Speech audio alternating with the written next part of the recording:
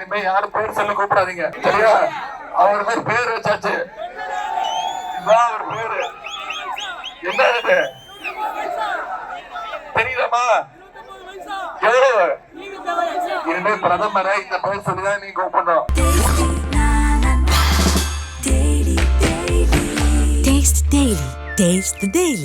மோடி என்ன பண்ணுவாரு, நம்ம குழந்தைங்கள இந்த சின்ன ஃபேன்சி ட்ரெஸ் காம்படிஷன் போகல, அது மாதிரி வேஷ்டி சட்டை போட்டுக்கிட்டு நம்மள எல்லாம் ஏமாத்த பாக்குறாரு.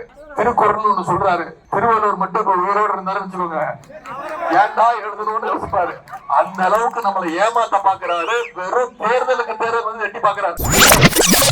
மோடி அவர்களை இனிமே யாரும் பேர் சொல்ல கூப்பிடாதீங்க, சரியா? அவர் மாதிரி பேர் வச்சாச்சு, இதுதான் அவர் பேரு. என்ன இது தெரியுதாமா? எவ்வளவு? இனிமே பிரதமரை இந்த பேர் சொல்லிதான் நீங்க கூப்பிடணும். 29 பைசா எப்படி இருக்காருன்னு கேளுங்க. ஏன்னு சொல்லிடுறேன், இதுக்கு ஒரு அர்த்தம் இருக்கு. நான் சும்மா எல்லாம் பேர் வைக்க மாட்டேன், செல்ல பேரு. ஏன்னு பேர் சொல்லிடுறேன், அர்த்தம் சொல்லிடுறேன். ஏன் தெரியுமா? நம்ம தமிழ்நாட்டுல இருந்து ஒவ்வொருத்தரும் கூட்ஸ் அண்ட் சர்வீஸ் டாக்ஸ் கட்டுறோம், ஜிஎஸ்டி வரி கட்டுறோம், ஒவ்வொருத்தருமே கட்டுறோம்.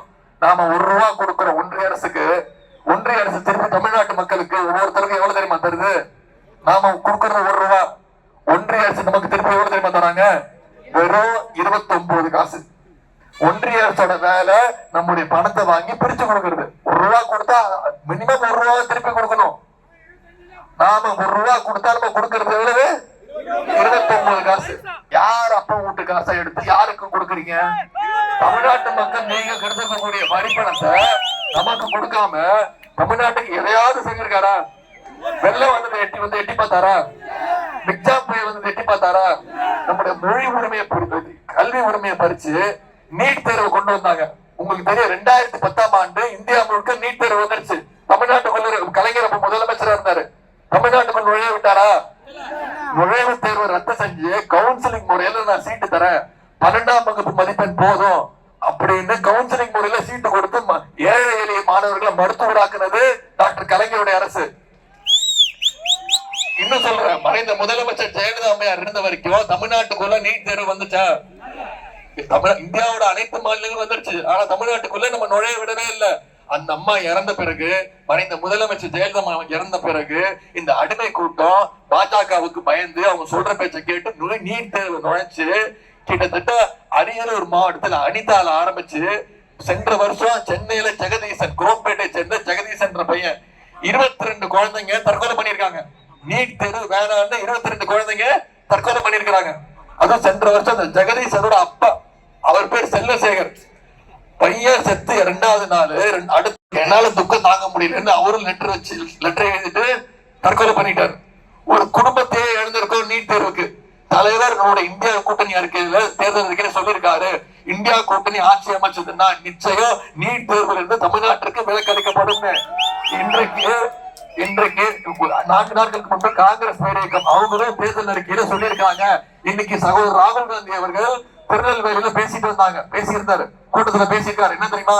தமிழ்நாட்டு மக்களுக்கு நீட் தேர்வுல ரத்து கொடுக்கணும்னா நிச்சயம் காங்கிரஸ் பேரியக்கம் அதற்கு துணை இருக்கும். கண்டிப்பாக நீட் தேர்வுல இருந்து ரத்து செய்வோம்னு தலைவர் சகோதரர் ராகுல் காந்தி அவர்கள் வாக்குறுதி கொடுத்திருக்கிறாங்க. மோடி என்ன பண்ணுவாரு, நம்ம குழந்தைங்கள இந்த சின்ன ஃபேன்சி ட்ரெஸ் காம்படிஷன் போகல, ட்ரெஸ் போட்டு அது மாதிரி வேஷ்டி சட்டை போட்டுக்கிட்டு நம்மள எல்லாம் ஏமாத்த பாக்குறாரு. திருக்குறள் ஒண்ணு சொல்றாரு, திருவள்ளுவர் மட்டும் உயிரோடு இருந்தாரு வச்சுக்கோங்க, ஏன்டா எழுதணும்னு யோசிப்பாரு. அந்த அளவுக்கு நம்மளை ஏமாத்த பாக்குறாரு. வெறும் தேர்தலுக்கு தேர்தல் வந்து எட்டி பாக்குறாரு. இப்ப இங்க முழுக்க இங்க சுத்திட்டு இருக்காரு. 15-20 நாளா தமிழ்நாட்டுக்குள்ள சுத்திட்டு இருக்காரு. நான் சவால் விடுறேன், நீங்க 2026 தேர்தல் வரைக்கும் 29 பைசா அவர்களே, நீங்க இங்கே வந்து வீடு எடுத்து இங்கே தங்குங்க, வீடு வேலைக்கு எடுத்துவங்க, வேலைக்கு இங்கே வந்து தங்குங்க. நீங்க எத்தனை முறை தமிழ்நாட்டுக்கு வந்தாலும் தமிழ்நாட்டு மக்கள் உங்களை எப்பவுமே ஏற்றுக்கொள்ளவே மாட்டாங்க. மோடி சொல்றாரு, திமுக தலைவருக்கு தூக்கம் போயிடுச்சு, திமுக தொண்டர்களுக்கு எல்லாம் தூக்கம் போயிடுச்சு. ஆமா, தூக்கம் போயிடுச்சு. நாங்க உங்களை தோக்கடிச்சு உங்களை ஓட தமிழ்நாட்டை விட்டு விரட்டுற வரைக்கும் ஒரு திமுக காரன் கூட கண்டிப்பா தூங்க மாட்டோம். நாங்க 40க்கு 40 வெற்றி பெற வரைக்கும் நாங்க தூங்க போறது இல்ல. தேர்தல் பிரச்சாரத்தில் ஈடுபடுவோம். கண்டிப்பா ஈடுபடுவீங்களா? நிச்சயம் செய்வீங்களா? 2021 அடிமைகளை ஓட அடிச்சு விரட்டணும். இப்போ நமக்கு இன்னொரு வாய்ப்பு கிடைச்சிருக்கு. அடிமைகளுடைய ஓனர்ஸ், அடிமைகளுடைய எஜமானர்கள், ஏஜென்ட், 2 பேரும் ஒண்ணுதான். இப்போ நான் கேட்கறேன்ல, எய்ம்ஸ் மருத்துவமனை எங்கன்னு கேட்கறேன்ல, ஏன் வரலன்னு கேட்கறேன்ல, இதுக்கு யாருக்கு கோவம் வரணும், யார் இதுக்கு பதில் சொல்லணும்? 29 பைசா தானே பதில் சொல்லணும், அவர் தானே பொறுப்பு. ஆனா அவர் பதில் சொல்றாரா? அவருக்கு கோவம் வருதா? யார் கோவம் வருது? ஒரு பாதை தாங்கி பயணிச்சாது கோவம் வருது. ஏன் இவரை திட்டினா அவர் கோவம் வருது? நல்ல காதல்.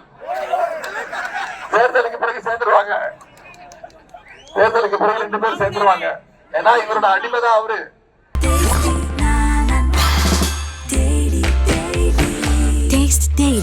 Taste the Daily.